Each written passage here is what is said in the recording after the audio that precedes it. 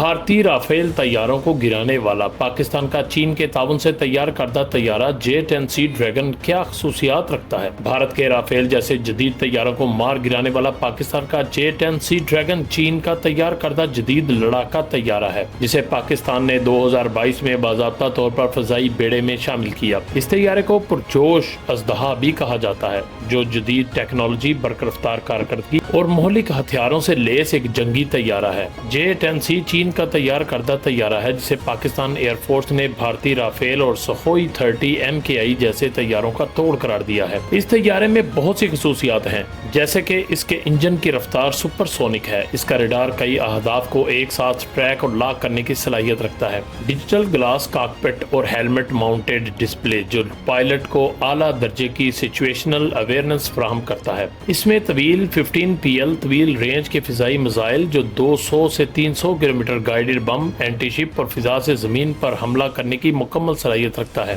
J-10C طیارہ جدید ECM system اور ریڈار جامنگ کی صلاحیت رکھتا ہے۔